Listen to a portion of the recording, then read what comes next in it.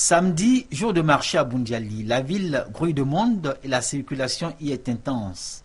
Les hommes et les femmes en voiture, en bicyclette ou à pied sont arrivés des villages et hameaux environnants munis de leur production. En ce mois de juin finissant, qui coïncide avec la fin de la période des mangues, les commerçantes et les productrices de ce fruit sont les plus en vue. Le champ de mangue, là, chaque année, il faut balayer en bas là. Il faut essayer de protéger aussi contre les bœufs et puis les animaux sauvages aussi. Parce qu'ils viennent, ils détruisent les mangues. Bon, si on a les moyens, au moins des herbicides, tu peux essayer de pulvériser ça. Tout le secteur du vivrier est touché par le problème que vivent les productrices de mangue et s'étend jusqu'au secteur anacarde et karité.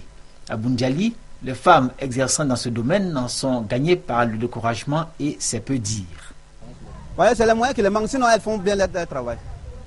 Bon, je leur ai dit, ils n'ont qu'à bien ramasser que le prix va augmenter parce qu'elles se découragent qu'actuellement il n'y a pas de prix. Donc je leur ai dit, ils n'ont qu'à ramasser et puis bien sécher. Si c'est bien propre là, on va prendre avec à un prix abordable, très haut.